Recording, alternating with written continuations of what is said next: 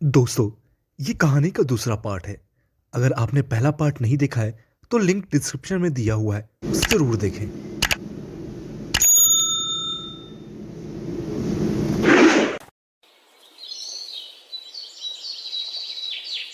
अरे शांति, मैंने जो पैसे तुमको दिए थे उसमें से 1000 रुपए दे दो, बाजार से सामान ले आऊं। पैसे तो खत्म हो गए जी। कुल मिलाकर बस 200 या 300 ही बचे हैं। क्या? बस 200 या 300? अरे अभी 6 महीने पहले ही तो 1,30,000 लेकर आया था बकरी बेचकर, और 6 महीने में ही सब पैसे खत्म हो गए। आखिर किया क्या इतने पैसों का? ए जी, 6 महीने में खाने पीने में भी तो खत्म हुए हैं। और 30-40 हजार के मैंने अपने लिए सामान खरीद लिए, तो क्या गुनाह कर लिया। क्या? 30-40 हजार? हे भगवान, ये तूने क्या कर दिया शांति? तू हमारे घर की शांति क्यों भंग कर रही है? अरे क्या हो गया?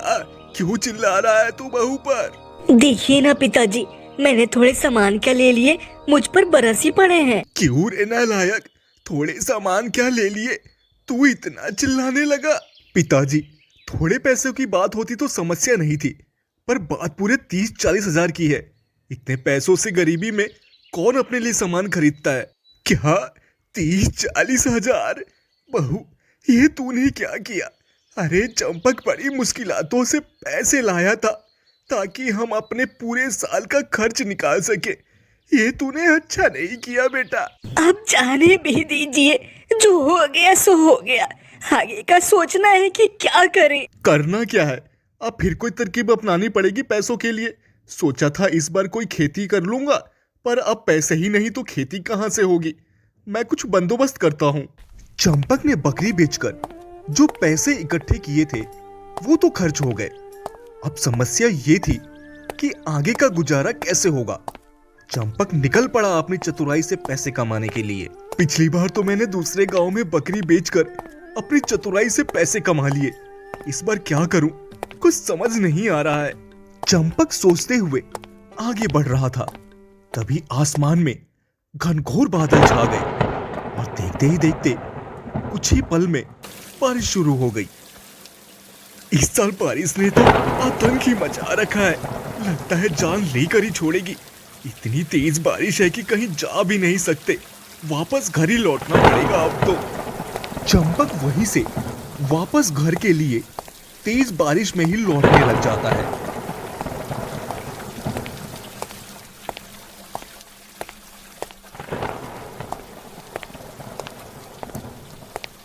अच्छा हुआ जो तू वापस आ गया बेटा। तेरी फिक्र हमें सताने लगी थी। अब तो बारिश का खत्म होने का इंतजार करना पड़ेगा।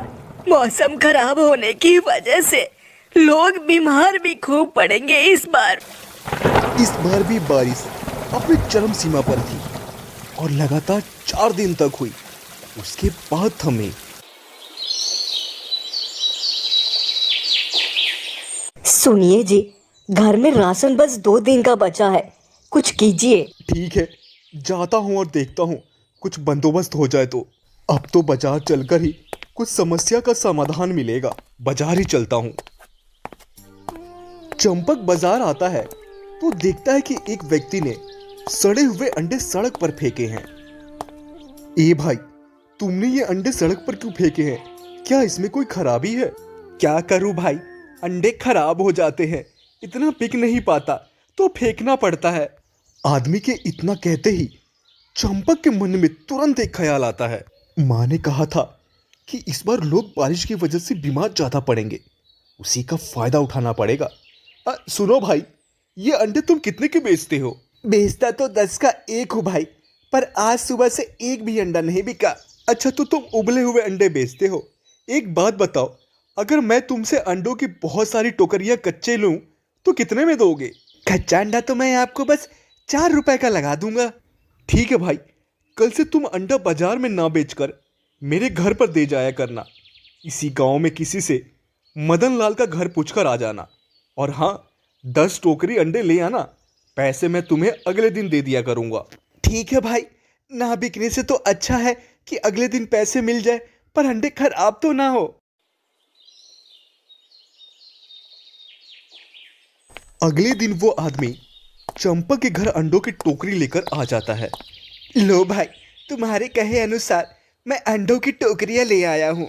ठीक है, तुम कल और अंडों की टोकरियां ले आना और इसके पैसे कल ले जाना। ठीक है भाई, मैं कल आता हूँ फिर। चंपक, ए चंपक, इतने सारे अंडों का तू क्या करेगा बेटा? और इसके पैसे कहाँ से आए तेरे पास? पिताजी, सब इंतजाम हो जाएगा, बस आप कल का इंतजार करो, सब अंडे बिक जाएंगे। पर बेटा, इतने अंडे तू बेचेगा कैसे? वो सब आप मुझ पर छोड़ दो पिताजी, अभी मुझे काम बहुत है, मैं चलता हूँ। चंपक अपने पिताजी से इतना बोलकर चल देता है। अगले दिन चंपक बाजार में सारे अंडे लेकर आ जाता है। पर अजीब बात यह थी कि कल तो अंडे सफेद थे, पर आज वो अंडे काले कैसे हो गए? अंडे ले लो, जंगली मुर्गी के अंडे ले लो, बारिश के मौसम में जंगली मुर्गी के अंडे खाओ और बीमारियों से दूर रहो, बस 20 रुपए का एक अंडा है। चंपक की ये बात सुनकर लोगों की भीड़ लगनी शुरू हो गई और देखते ही देखते चंपक के सारे अंडे बिक गए। ये तो कमाल हो गया, तरकीब बहुत अच्छे से काम कर रही है, बस कुछ दिन में लखपति बन जाऊंगा। आ गया तू बेटा, बिक गए तेरे अंडे या बचे हुए हैं?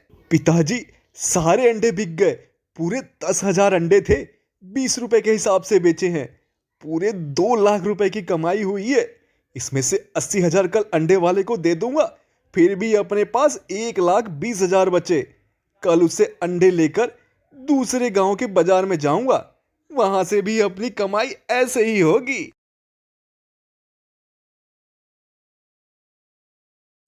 अगले दिन चंपक अंडे लेकर दूसरे गांव के बाजार में गया और वहां भी उसने अच्छी कमाई की और घर वापस आ गया। सुनिए जी, आप अंडे तो सफेद लेते हैं, पर सुबह काले अंडे लेकर कैसे जाते हैं? ये कैसे हो जाता है? हाँ बेटा, ये सफेद अंडे काले अंडे कैसे बन जाते हैं रातों रात? पिताजी, जंगली मुर्गी के अंडे कैसे होते हैं?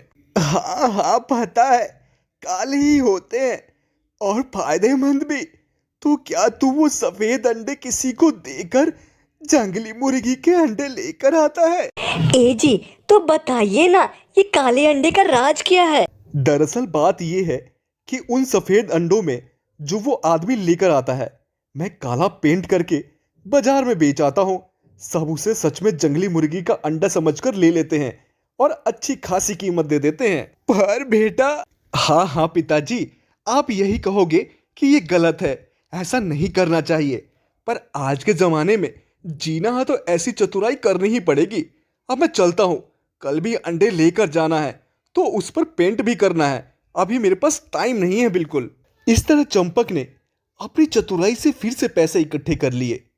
क्या इस तरह की चतुराई हमें सच में आज के जमाने में जीवन जीने के लिए करनी चाहिए? हमें कमेंट करके जरूर बताएं।